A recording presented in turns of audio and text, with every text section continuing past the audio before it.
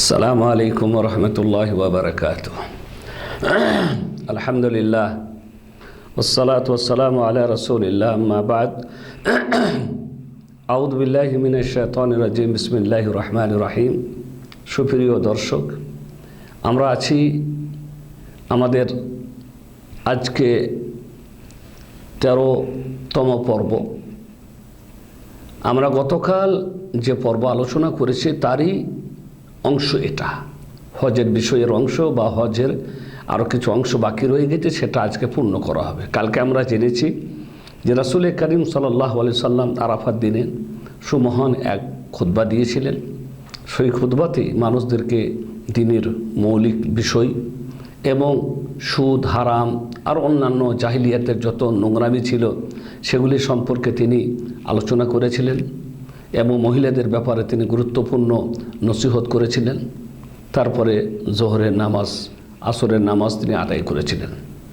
জোহর আসরের নামাজ পড়ার পরে তিনি সেখানে আবার চলে গেলেন যেখানে তিনি অবস্থান করছিলেন, আরাফাতে। আরাফাই একটি জায়গাতে তিনি অবস্থান করছিলেন, একেবারে পাহাড়ের তলদেশে, যেখানে বেশ বড় বড় কিছু পাথরাদি ছিল। এরকম একটি জায়গাতে তিনি অবস্থান করছিলেন, সেখানে তিনি চলে গেলেন। বলা হয়েছে মানুষের মাঝে সন্দেহ দেখা দিয়েছিল কি আসলে আরাফার দিনে কি আল্লাহ নবী আজকে রোজায় আছেন নাকি। এই সন্দেহ দেখা দিলে মাইমুনা রাদিয়াল্লাহু তাআলা আনহা এক গ্লাস দুধ পাঠিয়ে দিলেন রাসূল করিম সাল্লাল্লাহু আলাইহি সাল্লামের কাছে। তাই রাসূল করিম সাল্লাল্লাহু আলাইহি সাল্লাম মানুষদেরকে দেখিয়ে সেই দুধটা পান করলেন, যাতে করে মানুষদের মন থেকে সন্দেহ দূর হয়ে যায় যে রাসূল করিম সাল্লাল্লাহু আলাইহি সাল্লাম আরাফার দিনে, আরাফার মাঠে তিনি কিন্তু রোজা রাখেননি। তারপরে তিনি কিবলামুখী হয়ে আল্লাহ রাব্বুল আলামিনের কাছে কাকুতি মিনতি সহকারে দোয়া করতে শুরু করলেন। এবং এইটা আরাফার এই দোয়া সব কিছু চলতেছিল সূর্য ডোবা পর্যন্ত। সূর্য যখন ডুবে গেল তখন রাসূল করিম সাল্লাল্লাহু আলাইহি ওয়াসাল্লাম, এখানে আরেকটা কথা আছে যে আল্লাহ রাসূল সাল্লাল্লাহু আলাইহি ওয়াসাল্লাম সবসময় মানুষদেরকে তাগিদ করে বলেছিলেন যে তোমরা ওরানা থেকে ভেতরে আসবে, কারণ ওরানা জায়গাটা আরাফার মধ্যে পড়ে না। আর তিনি বলেছিলেন, হাদিসের মধ্যে এসেছে, মুসলিম শরীফের হাদিস, ওয়াকাফতু হাহুনা ওয়াকাফতু হাহুনা ওয়া আরাফাতু কুল্লুহা মাওকিফ। আমি এখানে অবস্থান করছি, কিন্তু গোটা আরাফার ময়দান, এটা গোটা আরাফার ময়দানটাই হচ্ছে অবস্থানের জায়গা। মানে এই নয় যে আমি যেখানে অবস্থান করছি সেখানেই অবস্থান করতে হবে, না, আমি এখানে অবস্থান করছি কিন্তু পুরো আরাফার ময়দানটাই হচ্ছে অবস্থানের জায়গা। তারপরে সূর্য যখন ডুবে গেল তখন রাসূল করিম সাল্লাল্লাহু আলাইহি সাল্লাম সেখান থেকে প্রস্থান করলেন। আরাফা থেকে তিনি যাত্রা শুরু করলেন কোথায়? মুজদালিফার দিকে। আর আরাফার দিনে আরও একটা জিনিস ছুটে যাচ্ছে আমাদের, সেটা হচ্ছে রাসূল করিম সাল্লাল্লাহু আলাইহি সাল্লাম গুরুত্বপূর্ণ যে দোয়াটা আরাফায় করেছিলেন, গুরুত্বপূর্ণ দোয়া তিনি বলেছেন, খায়রুদ দুআ ইয়াউমে আরাফা ওয়া খায়রু মা কুলতু আনা ওয়া নাবিয়ুনা ক্বাবলি লা ইলাহা ইল্লাল্লাহু ওয়াহদাহু লা শারীকা লাহু লাহুল মুলকু ওয়া লাহুল হামদ ওয়া হুয়া আলা কুল্লি শাইইন কাদির। সবথেকে উত্তম দোয়ার দিন হচ্ছে আরাফাত দিনের দোয়া। কারণ এই দিনের দোয়া মহান আল্লাহ রাব্বুল আলামিনের কাছে পৌঁছে, অতীব গুরুত্বপূর্ণ মুহূর্ত, এবং এই দিনের দোয়া অতীব গুরুত্বপূর্ণ দোয়া। আর আমি এবং আমার পূর্বের নবীরা সব থেকে বেশি বা উত্তম যে দোয়াটি আমরা করেছিলাম সেই দোয়াটি ছিল লা ইলাহা ইল্লাল্লাহু ওয়াহদাহু লা শারীকা লাহু লাহুল মুলকু ওয়া লাহুল হামদু ওয়া হুয়া আলা কুল্লি শাইইন কাদির। এরপরে যখন তিনি নিশ্চিত হয়ে গেলেন যে সূর্য ডুবে গেছে, তখন আরাফা থেকে তিনি যাত্রা শুরু করলেন। নিশ্চিত হয়ে গেলেন মানে হচ্ছে যখন সূর্যের ডুবে যাওয়ার পরে যে সোনালি রং থাকে সেই রংটা যখন গায়েব হয়ে গেল তখন নিশ্চিত হয়ে গেলেন যে সূর্য ডুবে গেছে। তাই তখন তিনি ওখান থেকে যাত্রা শুরু করলেন ধীরস্থিরতার সাথে। আর তার পিছনে তিনি বসিয়ে নিয়েছিলেন ওসামা বিন যায়েদ রাদিয়াল্লাহু তাআলা আনহুকে। সেখান থেকে যাত্রা শুরু করে যেতে আছেন, মানুষদেরকে এই কথাই বলতে আছেন, নসিহত করতে আছেন, ইয়া আইয়ুহান নাস আলাইকুম বিসসাকিনা, ইয়া আইয়ুহান নাস আলাইকুম বিসসাকিনা ফাইন্নাল বিররা লাইসা বিল ইদা। বুখারী শরীফের হাদিস। আল্লাহর নবী মানুষদেরকে সম্বোধন করে বলতেছিলেন যাওয়ার সময় যে তোমরা ধীরস্থিরতা ইতমিনানের সাথে চলো, কারণ নেকি দ্রুততার সাথে নেই, মানে খুব দ্রুত যেতে হবে, এর মধ্যেই যে নেকি আছে এরকম কোনো ব্যাপার নয়। এ হাদিস বুখারী শরীফে বর্ণিত হয়েছে। অতঃপর রাসূল করিম সাল্লাল্লাহু আলাইহি সাল্লাম আরাফা ত্যাগ করে মুজদালিফার মাঠে পৌঁছে গেলেন। মুজদালিফার মাঠে পৌঁছে তিনি সামান সওয়ারি থেকে সামান, বাহনের থেকে সামান নামানোর পূর্বেই বিলাল রাদিয়াল্লাহু তাআলা আনহুকে আযান দেওয়ার নির্দেশ দিলেন এবং আযান দেওয়া হলো। তিনি মাগরিবের নামাজ পড়লেন। মাগরিবের নামাজ পড়ে আবারও ইকামত দিতে, মাগরিবের নামাজ পড়ে সামানগুলি এবারে নামিয়ে নেওয়া হলো। তারপরে তিনি আবার ইকামত দিতে বললেন এবং ঈশার নামাজ পড়লেন। আজান একটাই, একই আজানে তিনি মাগরিব এবং ঈশার নামাজ আদায় করেছিলেন মুজদালিফায়। আমাদের মনে রাখতে হবে আরাফার মাঠে আসর আর জোহর একসাথে পড়েছিলেন, আর মুজদালিফার মাঠে মাগরিব আর ঈশা তিনি একসাথে পড়েছিলেন, একটি আজান আর দুটি ইকামত দিয়ে। যখন তিনি মুজদালিফায় ছিলেন তখন তিনি পারমিশন দিয়েছিলেন, অনুমতি দিয়েছিলেন যে যারা অসুস্থ বা দুর্বল তারা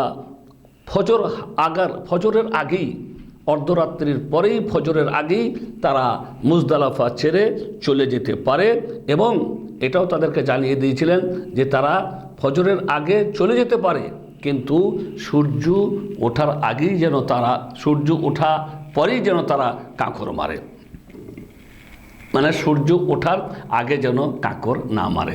চলে যেতে পারে তারা অর্ধরাত্রির পরেই, কিন্তু তারা কাঁকর যেন মারে সূর্য ওঠার পর।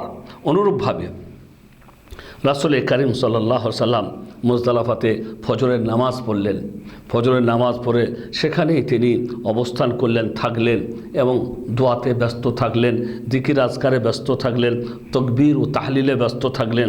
অনেক ব্যস্ত থাকার পরে যখন সূর্য ভালো করে উঠে গেল তখন তিনি আবার মুজদালিফা থেকে যাত্রা শুরু করলেন মিনার দিকে। সূর্য যখন ভালো করে উঠে গেল তখন তিনি ওখান থেকে যাত্রা শুরু করলেন। পথিমধ্যে তিনি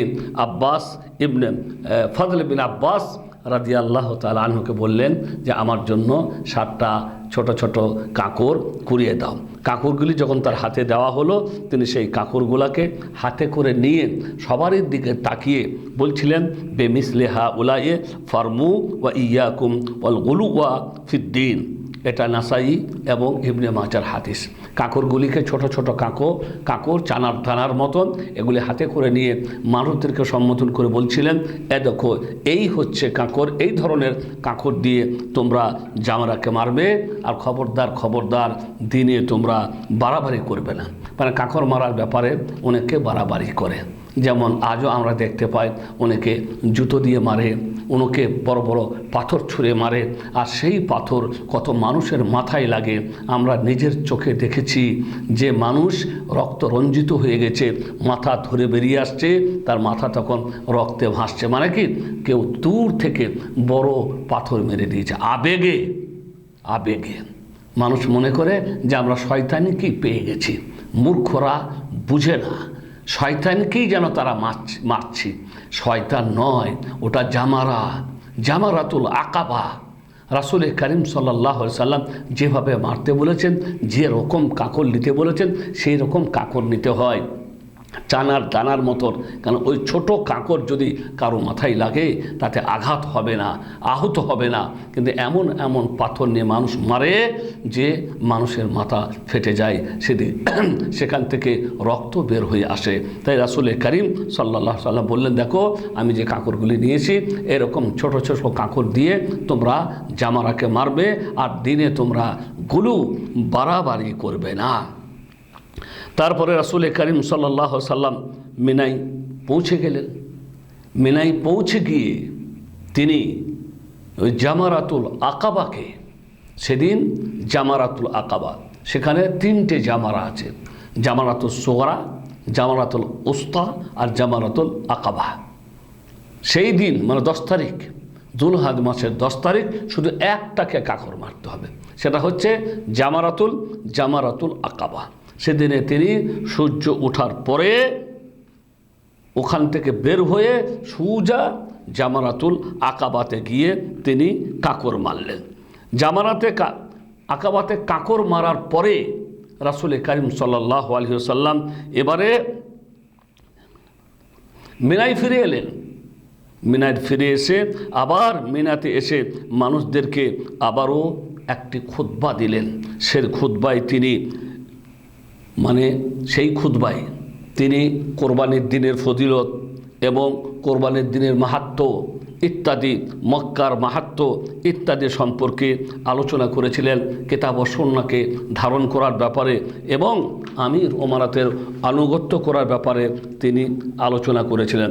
এবং তিনি বলেছিলেন সেদিন মানুষদেরকে যে আমি তোমাদেরকে হজের নিয়ম শিখিয়ে দিচ্ছি, তোমরা এইভাবেই হজ করবে যেভাবে আমাকে তোমরা হজ করতে দেখলেন। তারপরে রাসূল করিম সাল্লাল্লাহু আলাইহি সাল্লাম মানহারে চলে গেলেন। মানহার মানে যেখানে কোরবানি করা হয়। তিনি অনেকগুলি পশু নিজের হাতে জবাই করলেন এবং বাকি পশুগুলিকে আলী রাদিয়াল্লাহু তাআলা আনহুকে দিলেন, কারণ সেদিন তিনি 100টা পশু প্রায় কোরবানি দিয়েছিলেন। নিজের হাতে কিছু জবাই করলেন আর বাকিগুলি আলী রাদিয়াল্লাহু তাআলা আনহুকে দিয়ে বললেন, আলী তুমি বাকিগুলা জবাই করো। তিনি বাকিগুলা জবাই করে দিলেন। তারপরে রাসূল করিম সাল্লাল্লাহু আলাইহি ওয়াসাল্লাম নাপিতকে ডাকলেন, মানে একজন সাহাবীকে ডাকলেন মাথাটা নাড়া করা দেওয়ার জন্য। তালহা রাদিয়াল্লাহু তাআলা আনহু রাসূল করিম সাল্লাল্লাহু আলাইহি ওয়াসাল্লামের মাথা নাড়া করে দিয়েছিলেন। প্রথমে ডান দিক, তারপরে বাম দিক, এই মাথা তিনি নাড়া করে দিলেন। তারপরে বললেন চুলগুলিকে মানুষের মাঝে বন্টন করে দাও।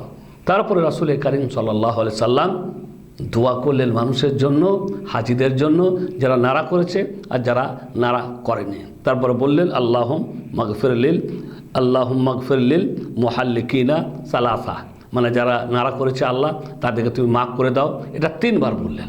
আর যারা নাড়া করেনি, শুধু চুল ছোট করেছে, তাদের জন্য তিনি 1 বার বললেন। তার মানে হচ্ছে নাড়া করাটা ভালো, কিন্তু নাড়া যদি নাও করে কেউ চুল খাটো করে ছোট করে, তবে ছোট করার সময় খেয়াল রাখতে হবে যে পুরো মাথার চুলটা যেন ছোট করা হয়।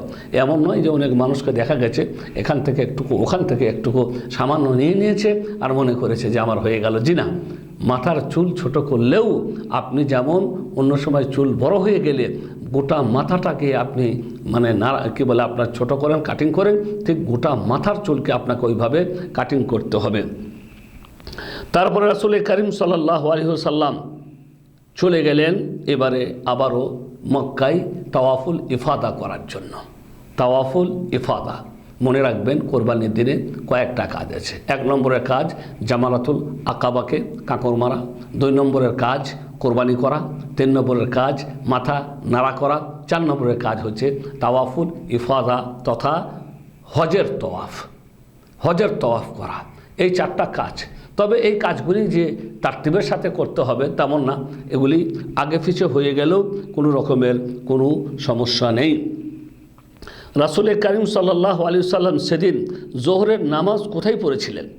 সেদিনে জোহরের নামাজ কোথায় পড়েছিলেন? বলা হয় ওমর রাদিয়াল্লাহু তাআলা আনহু থেকে যে তিনি সেদিন জোহরের নামাজটা মিনাতে এসে পড়েছিলেন। জোহরের নামাজটা সব কাজ সেরে মিনাতে এসে তিনি পড়েছিলেন। যখন তিনি কাকর মারছিলেন, প্রত্যেক কাকর মারার সময় তিনি কিন্তু আল্লাহু আকবার শব্দ ব্যবহার করেছিলেন, মানে আল্লাহু আকবার এরকম বলে কাকরগুলি তিনি মেরেছিলেন। কেবলার দিকে মুখ ছিল, আর ডান দিকে ছিল মিনা, বাম দিকে ছিল মক্কা। এই রকম নিয়মে তিনি কাকর মেরেছিলেন রাসূল করিম সাল্লাল্লাহু আলাইহি সাল্লাম।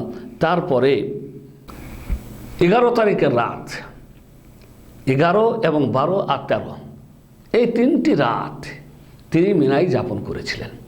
11, 12, 13 এই 3টি রাত, মানে যারা 13 তারিখ পর্যন্ত থাকতে চায় তারা 13 তারিখ পর্যন্ত থাকতে পারবে। এই দিনগুলির কাজ হচ্ছে 11 তারিখে ওই রকমভাবেই আবার 7টা করে 3 7 21 ছোট ছোট 21টি কাঁকর নিয়ে যেতে হবে এবং জাওয়ালের পরে মানে জোহরের পরে, জাওয়াল যখনই জোহরের সময় হয়ে যায় তখনই জাওয়ালের পরেই ওই একটি একটি করে প্রথমে ছোটটা, তারপরে মধ্যমটা, তারপরে লাস্টটা। ছোটটাকে কাঁকর মরার পরে একটুকু বাঁক দিয়ে সরে গিয়ে তারপরে আল্লাহর কাছে রাসূল কারীম সাল্লাল্লাহু আলাইহি সাল্লাম দোয়া করেছিলেন এবং দ্বিতীয়টাকে কাঁকর মারার পরে তিনি একটু ডান দিকে সরে গিয়ে আবার আল্লাহ রাব্বুল আলামিনের কাছে দোয়া করেছিলেন। তারপরে যখন জামারাতুল আকাবা শেষেরটাকে মারলেন, শেষেরটাকে মারার পরই সেখান থেকে তিনি প্রস্থান করলে চলে গেলেন, সেখানে কোনো দোয়া করেননি। এখন আমাদের জন্য কি হলো সুন্নত যে আমরা প্রথমটাকে মারার পরে দোয়া করব, দ্বিতীয়টাকে মারার পরে দোয়া করব, তৃতীয়টাকে মারার পরে দোয়া করব না, কারণ রাসূল করিম সাল্লাল্লাহু আলাইহি সাল্লাম তৃতীয়টাকে মারার পরে দোয়া করেননি। এবারে 11, 12 আর রাসূল করিম 13 তারিখ পর্যন্ত ছিলেন। অতএব 13 তারিখেও তিনি আবার ওই 3টে জামারাকেই কাঁকর মেরেছিলেন। তারপরে তিনি তওয়াফুল বিদায়ী তওয়াফ করেছিলেন। বিদায়ী তওয়াফ করার পরে যখন তিনি এবার ফিরে যাওয়ার জন্য যখন প্রস্তুত, এমতো অবস্থায় দেখছেন আয়েশা রাদিয়াল্লাহু তাআলা আনহার মিজাজ যেন খারাপ, মন খারাপ। তিনি বললেন, কি ব্যাপার, তোমার মন খারাপ কেন, কি হয়েছে? তখন আয়েশা রাদিয়াল্লাহু তাআলা আনহা বললেন, আমরা সবাই মিলে এলাম, সবাই হজ উমরা দুটোই করলো, আর আমি শুধু হজ করলাম, উমরা করতে পারলাম না। মানে হচ্ছে আয়েশা রাদিয়াল্লাহু তাআলা আনহা যখন গেছিলেন ঠিক উমরার সময় তার মাসিক শুরু হয়ে গেছিল। তাই আল্লাহ নবী বললেন, তাহলে তুমি আর তওয়াফ করতে পারবে না, বাকি অন্যান্য কাজগুলো করবে, মানে আর উমরাহ তোমার করা হবে না, হজের কাজগুলি পরে তুমি পালন করে নেবে। তো তিনি শুধু হজ করেছিলেন, উমরা করতে পারেননি ছিলেন, তাই তার মন খারাপ ছিল। রাসূল করিম সাল্লাল্লাহু আলাইহি সাল্লাম তখন বললেন তার ভাই আব্দুর রহমানকে যে তোমার বোনকে নিয়ে যাও, নিয়ে তানিম বলে যে জায়গা সেখান থেকে আবার নিয়ত করিয়ে নিয়ে এসো, নিয়ে তাকে উমরা করিয়ে নাও। এই তানিম যে জায়গাটা, সেখানে এখন একটি মসজিদ, যে মসজিদটার নাম হয়েছে মসজিদে আয়েশা। এখন অনেক মূর্খরা মনে করে যে এটাও মিকাত। যারা একসাথে অনেকগুলি উমরা করতে চায় তারা একটি উমরা করে আবার ওই আয়েশা মসজিদে যায়, আর সেখানে এহরাম বাঁধে, নিয়ে আবার একটা উমরা করে, আবার এহরাম বাঁধে, আবার একটি উমরা করে। এক তো হচ্ছে যে মসজিদে আয়েশা ওটা কোনো মিকাত নয়, ওটা তানিম বলে একটা জায়গা। সেখানে কেন পাঠিয়েছিলেন? কারণ ওটা হচ্ছে হারাম সীমানার বাইরে। মক্কাবাসীরা যারা উমরা করে মক্কা থেকে, তাদের নিয়ম হচ্ছে যে তারা হারাম সীমানার বাইরে যে কোনো জায়গা থেকে এহরাম বেঁধে আসবে। তাই ওই তানিমটা ছিল হারাম সীমানার বাইরে, তাই আল্লাহ নবী তাকে তানিমে নিয়ে যেতে বলেছিলেন। তার মানে ওটা মিকাত নয়। কিন্তু পরবর্তীকালে সেখানে একটা মসজিদ হলো, সেই মসজিদটার নাম হয়েছে মসজিদে আয়েশা। এখন মানুষ ওটাকে মিকাত বানিয়ে নিয়েছে। অনেক তো এমনও আছে মদিনা পার হয়ে চলে যাবে, নিয়ে বলবে কি এখানে বাঁধার দরকার নাই, ওই মক্কাতেই মিকাত আছে, মক্কাতেই তারা গিয়ে এহরাম বাঁধে। এইভাবে উমরা করে আর আসে, কিন্তু তারা বুঝতেও পারছে না যে তাদের উমরা কোনোটাই হচ্ছে না। একটি কথা মনে রাখবেন, একটি সফরে একটাই উমরা হয়, একাধিক উমরা হয় না। একাধিক উমরা যদি কোনো ভালো কাজ হতো তাহলে রাসূল করিম সাল্লাল্লাহু আলাইহি সাল্লাম সে কাজ আগে করতেন। তিনি জীবনে 4টি উমরা করেছেন, 4 বার মদিনা থেকে গিয়ে করেছেন, এবং কোনোবারে তিনি এক সফরে গিয়ে একাধিক উমরা করেননি। মক্কা বিজয়ী হয়ে গেল। মক্কা বিজয়ের পরে রাসূল করিম সাল্লাল্লাহু আলাইহি সাল্লাম মক্কায় 19 দিন ছিলেন, একটাও উমরা করেননি। তো ভাই কথা হচ্ছে একটা সফরে একটাই উমরা হয়, একাধিক উমরা হয় না। আল্লাহ তাআলা যেন আমাদেরকে সঠিক সুন্নত অনুযায়ী আমল করার তৌফিক দান করেন। ওয়া সাল্লাল্লাহু আলা নবিয়িনা মুহাম্মদ ওয়া আলা আলিহি ওয়া সাহবিহি আজমাইন।